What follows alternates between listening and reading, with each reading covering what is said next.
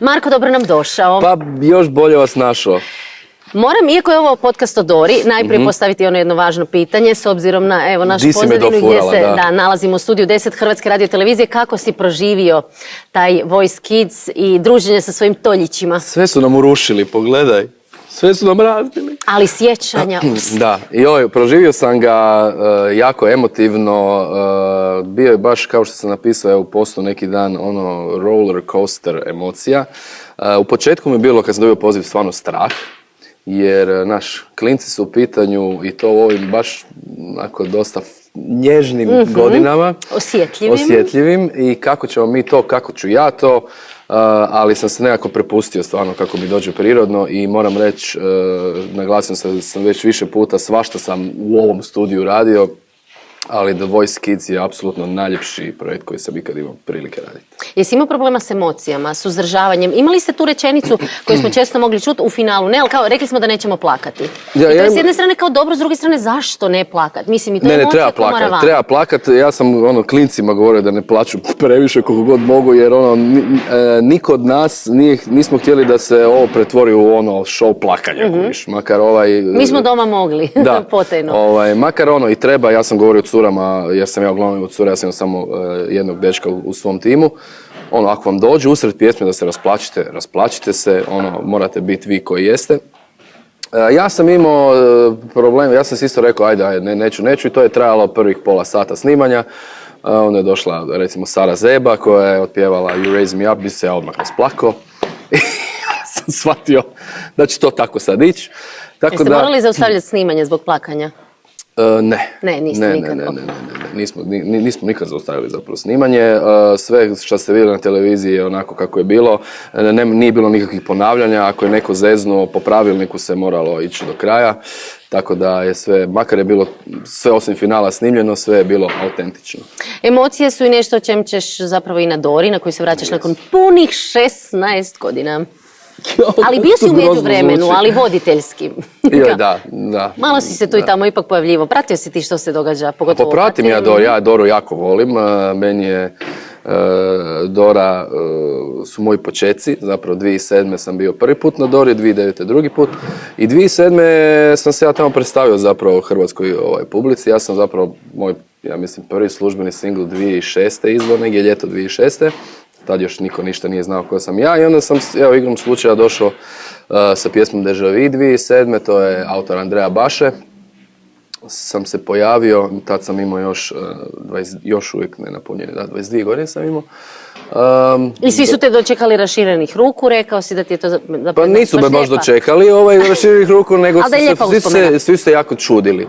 Jer je došao jedan premršavi dečko u prevelikom odijelu koji je pjevao nekakvu čudnu džezi bosanovu, sambu, što je bilo jako atipično za Doru, ali mislim da je onda to baš pokrenulo interes medija i svi su se pitali ko je sad ovaj čudan lik sa čudnom pjesmom i onda su svi tražili nekakve intervjue i tu sam zapravo ja ovako nekako krenuo i ljudi su mi primijetili i tako da ja apsolutno Dori mogu biti zahvalan za moj glazbeni put, za početak mog glazbenog puta. I onda između prve i druge Dore je bilo nekoliko šova opet na HRT-u?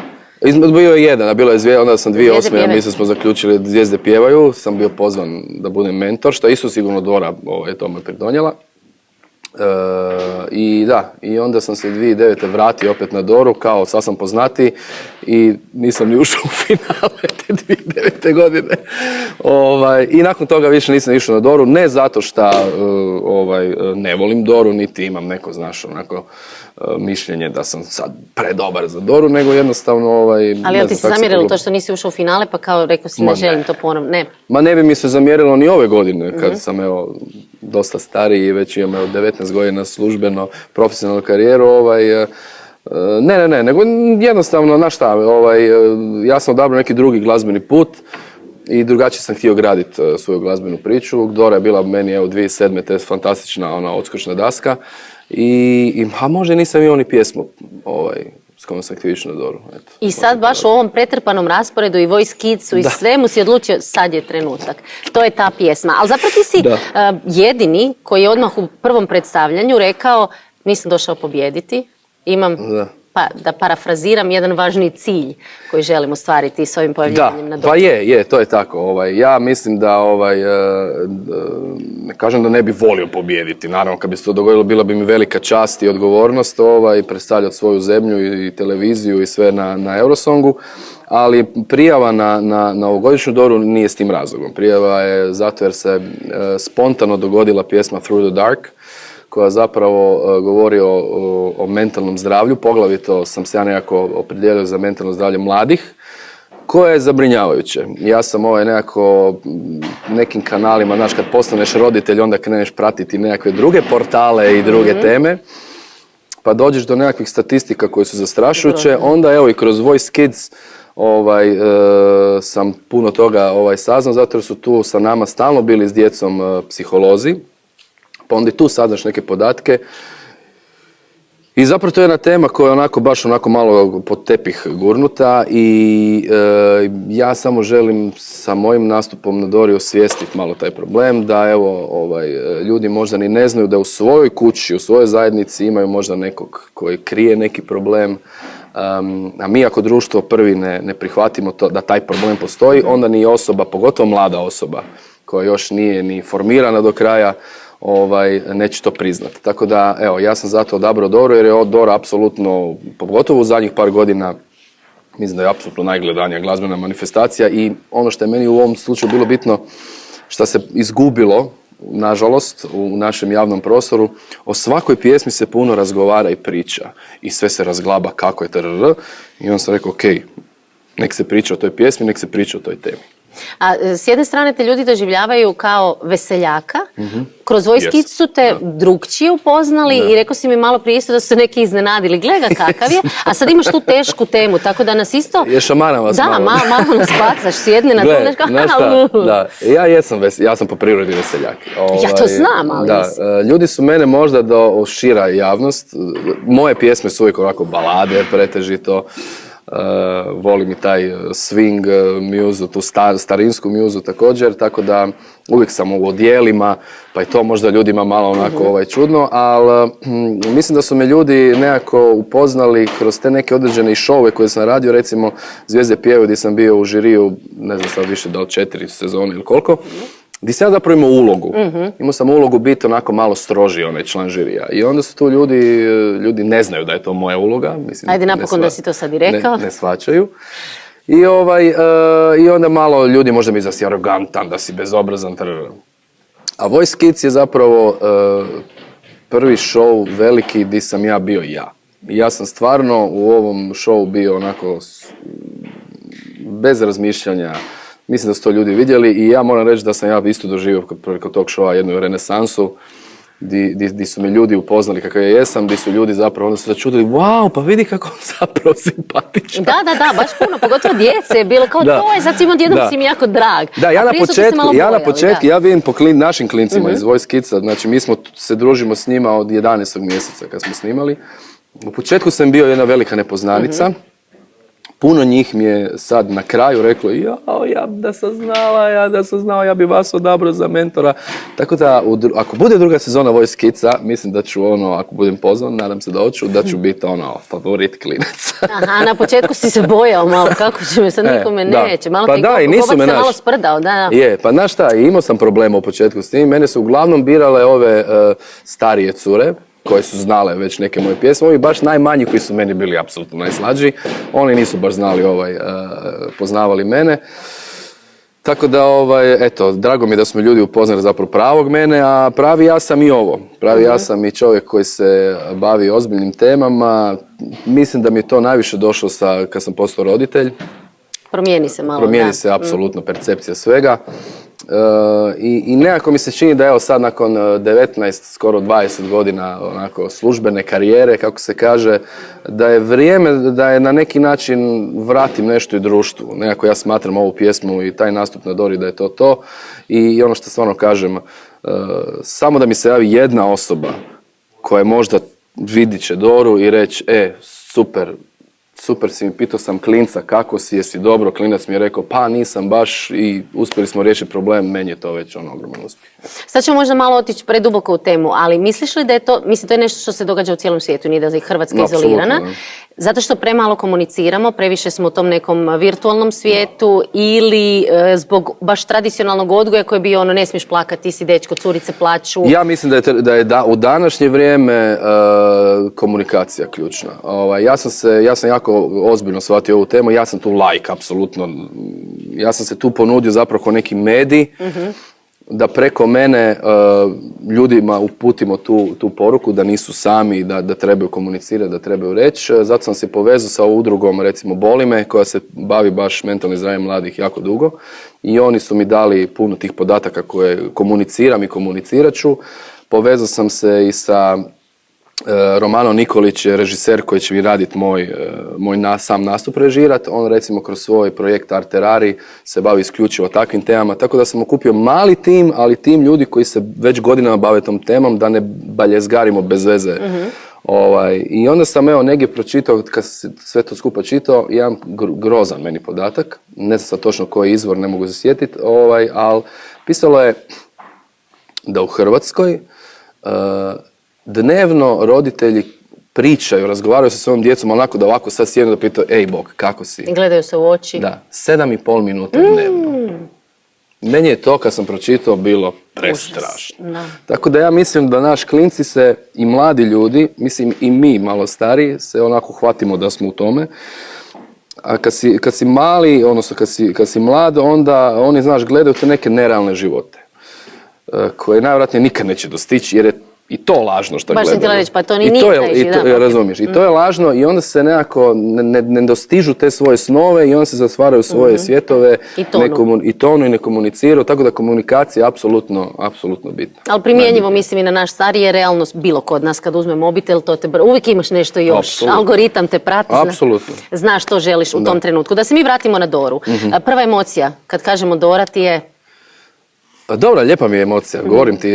Mene vraća na te moje na početak i to je meni bilo, sjećam se, znaš, ja sam bio ništa. Ja sam do tad pjevao u Klapi, snimio sam 2 pjesme i sad odjednom sam došao u Opatiju, u Kristalnu dvoranu je tada još bila i znaš, pjevam na Dori, tresao sam se ko ne znam šta tkujiš, ali i onda sam još ušao u finale, odmah prvi put, znaš, sa tom atipičnom opet pjesmom, kao što sam i ove godine sa atipičnom pjesmom. Negdje sam pročitala kao za Disneyev crtić.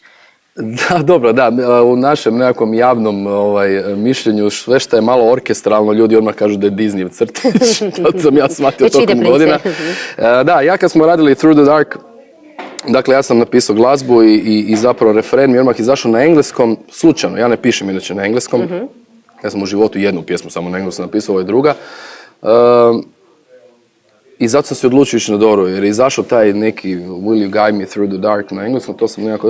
I onda sam zvao Miju Dimšić, koja fantastično piše na engleskom, da mi pomogne dovršiti tekst i sjajno mi dovršila. Profesoricu Miju. I znaš onda već kad je na engleskom rekao, hajmo je na tu Doru, jer znaš, stvarno imam, ti ćeš to puno bolje od mene znati, puno stranaca prati već samu Doru. Pa rekao, super, nek onda neki stranac čuje tu temu i nek priča i taj stranac. Samo da se proširi priča, znači to ti je najvažnije. Apsolutno je to. Jedini razlog i najbitniji razlog je i zato sam u nekakvoj medijskoj kampanji dosta jakoj i tu moram reći da se zahvaljujem svim medijima koji su stvarno prepoznali tu tematiku i dali mi stvarno puno prostora da pričamo o njoj, samo da se proširi ta poruka koju nosi ta pjesma, to je jedno bitno. Znači, da sad možeš izabrati, širi se priča ili ti prolaziš u finale ili ti pobjeđuješ na Dori, ideš na Eurosong, koji scenarij biraš? Širi se priča. Širenje priče. Širi se priča. Rekao si da imaš i posebnog redatelja baš za tu tematiku, kako će onda izgleda taj Pa čuj, mi idemo jako minimalistički pristup. Pa da ne mogu baš sad zamisliti tu rakete oko tebe i slično. Da, prvo aranžmanski kad je Ivan Popeskić, moj producent, dugogodišnji, kad smo išli raditi aranžman, ja sam rekao, gle, i tu želim biti malo kontra svega, ne zato što mi se ne sviđa šta inače na Dori Eurosongu, nego ajde da se i tu malo onako budemo drugačiji, pa će možda ljudima i to zapet za oko i za uho. a s druge strane ne bi volio da nikakvi sad vatrometi i audio i vizualni vatrometi odnose ljudima pažnju sa teksta, sa teme te pjesme. Tako da, zato smo išli na taj jedan orkestralni zvuk, koji mi se čini da paše u sve to skupa i to je meni uvijek bio onako i nekakva moja želja da na nekoj velikoj pozornici nastupim sa tim zvukom. Mi smo stvarno snimali, nismo uspjeli, to je bila isto moja ideja da baš pravi simfonijski orkestar snimimo. To nismo uspjeli isposlovati, ali smo onda posebno sve instrumente snimali pa umiksavali da zvuči stvarno veliko. A sam nastup, Romano i ja smo odmah imali istu ideju, a to je da bude minimalizam. Iskoristit ćemo, ja mislim, možda 2% svih reflektora i produkcije. I pozornice, nećeš se micati. Šta nam je tamo ali stvarno želimo to napraviti tako. Ja ću biti sam na pozornici, neće biti nijakih plesača, ali će biti jako, nadam se i vjerujem da će biti jako art i onako da ćemo baš pratiti temu pjesme i sve skupa, cijelu atmosferu. Pratiš li Doru i Eurosong svake godine? Pratim kad mogu, da ako mi se ne poklopi s nekim koncertom kojih stvarno u zadnjih par godina puno, pratim, volim pratiti, naravno ne sviđa mi se sve što vidim, ali uvijek, ja općenito pratim našu scenu. Ja kad god neko od kolega, starih, mlađih izda neku pjesmu, ja to idem poslušati jer me to zanima, želim vidjeti di sam, šta sam. Tako da i Doru isto uvijek popratim, apsolutno. Imamo ovu bučnu kulisu. Ali dobro, to je zato što se... Radna atmosfera, treba se sad rastaviti, ovdje dolaze neke nove emisije. U ovom studiju je prošle godine bila Dora. Bi li ti bilo draže da smo tu ili to što smo meni je Dora mi je Opatija. I tvoja županija. Da, i to je na kraju krajeva, pa ne može se Sanremo održavati u Rimu. Jednostavno ne bi bilo u redu. Da. Ali kako se sjećaš na pozornici baš Marina Cvetkovića, jer tu si bio u toj voditeljskoj ulozi, jel ti to sad već kao ljudi doživljavaju, znaš, ako si nešto negdje vodio ili si pjevao, to ti je već kao dnevni boravak. Ja bi iz osobnog iskustva rekla da nije uvijek postoje ti leptirići. Pa druga je, mislim, ja recimo kad sam vodio to, je meni... Zašto je vodio? Zato to kad mi kaže da ja nisam voditelj, nisam ikad dobro, ali si vodio, mislim. Ma jesam, da, ali ja uvijek to nekako nastojim onako reći da sam bio domaćin, to mi je puno draže, zato jer čisto iz respekta prema vama pravim voditeljima, ja to nisam vodio. Ja sam se glupirao uglavnom. Batifjaka i ja smo se glupirali, a Fodor je odradio onaj voditeljski dio, bez navodnika. Posla. I tu ja imam užasnu tremu, recimo. Ja se tu, kad moram to nešto raditi i ne do Bog da mi daš nešto duže da moram pročitati onako pametno nešto, tu mi je grozno, tu baš se tresem. Po pitanju pjevanja, stvarno imam već puno utakmica u nogama, ne samo zbog svojih koncerata i svirki, nego i na televiziji sam stvarno puno radio. Ali opet je ovo ovdje mi je jako stalo baš zbog pjesme i zbog te poruke i cijele te inicijative što smo potegnuli, tako da sigurno ću imati tremu. Ali nekako, znaš, kad pjevam sam dosta siguran u to i stvarno sam rođen sam da bi pjevao, tako da tu nemam neku veliku frku, ali će biti sigurno jedna posebna emocija. I to je lijepo čut, nema dvojbi. Rođen sam za pjevanje i to je tako. Pa znaš šta, ja sam to nekako s godinama zaključio jer sam shvatio da ništa drugo baš tako dobro ne znam raditi. Osim kuhat možda. A bolje ipak pjevam. Bolje ipak pjevaš. Nadam se. Jer sam nešto gadno zeznuo. Ali, dobro, nećemo dati nikome da ti komentira ovo. Kako stojiš s komentarima? Jer to se jako promijenilo od tvog prvog nastupa na Dori. Ako se sjetiš kako su tada izgledale pripreme i kad su tada ljudi prvi put čuli pjesmu i danas. Kad one idu 2 mjeseca ranije van, spotovi su tu već, sve se vrti, sve se komentira, imaš 1500 intervjua i tako.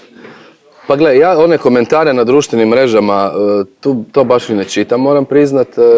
Onda mi frendovi koji možda pročitaju pa mi šalju, vi šta su ove napisali, kako nisu ništa skužili, naviknut si već na to. Ja ne volim samo zlobne komentare.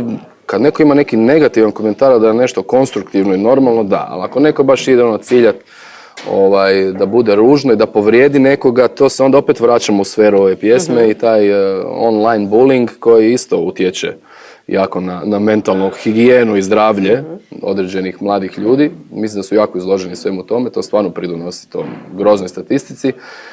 Tako da evo, apeliram da ono ljudi, pazite malo šta pišete, ne radi mene, mi smo već koji se bavimo ovim poslom dugo naviknuti na to, ali ima i na ovoj dori mladih izvođača koji su tek počeli, koji stvarno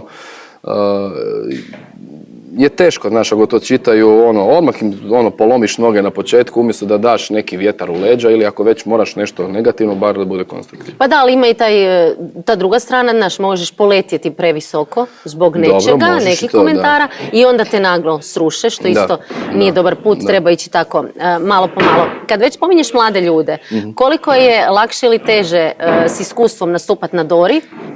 Jer sad si s jedne strane svjestan svojih mogućnosti, znaš da si rođen za pjevanje, ali s druge strane znaš i sve one možda neke loše strane. A kad si mladi, sam si rekao, došao si kao idem vidjeti Doru, wow, velika mi je čast i bilo je super. Pa znaš šta, to ja mislim da sve ovisi kako si ti postaviš stvari u svojoj glavi. Recimo sad s iskustvom, ako si ti već neki etablirani pjevač, muzičar i sad, ja mislim da je to i razlog, recimo, zašto se puno etabliranih uopće ne želi više prijaviti na Doru. Jer imaju svi u glavi, ajme, pa neću ja sad valjda doći sa svojom karijerom na Doru i onda neću ući u finale ili će me u finalu pobijediti neki Pol Anonimus, pa kako će to ličit kužiš da je jako velika zvijezda, razumiješ, sam sad ispušio tamo. Ako ideš s time, onda se nemo ni prijaviti. Ja stvarno nemam, nikad nisam imao taj moment baš u svojoj glavi da se uopće smatram nekom zvijezdom. I znaš, meni je to borba sam sa sobom, valjda, nemam pojma kako da to opišem. Ja stvarno cijenim sve kolege koji će ove godine biti samo na Dori, poznavao ih ja ili ne, već dosta ih stvarno ne poznam. Ali stvarno mislim da je svako u ovom trenutku od njih, tako i ja, da ćemo dati najbolje od sebe šta možemo u tom trenutku. Sigurno niko ne dođe na Doru idem samo odraditi Doru. Svi ćemo dati sve od sebe. Tako da, ne znam, ne klincima, nego tim novim pjevačima kojima ovo će sigurno biti, meni je bilo me strah, mislim, ali samo ne smiješ razmišljati da ćete u tom trenutku, recimo, gledati 1 milion ljudi. Recimo, ovi klinci na ovoj pozornici su zadnjih par emisija pjevali, koliko sam shvatio, pred 1 milion ljudi, ali oni nemaju tog, Nemaju, kako su istrčavali, preslatki su, znači, i Čagica, i dok se još čeka. Mislim da je ključno ne razmišljati puno o tim stvarima, nego samo razmišljati o svom nastupu, o svojoj pjesmi i to je to. Ako ćeš ti izaći na pozornicu sa predomišljajem, ajme, šta sad ako zeznem, ajme, šta sad ovako, onda će biti gadno. Onda će ti biti teško općenito u karijeri pred javnošću. I za kraj mi reci, jel očekuješ glasove od svojih Toljića na Dori ili nisi razmišljao? Je, obavio si već razgovor. Ne, nisam obavio razgovor, ali Toljići su svi poslušali već moju pjesmu kad je izašla. I što kažu, jer oni su najiskreniji? Pa kažu da je lijepa, sad valjda je lijepa njima. Jedni su rekli, mi prespora našu.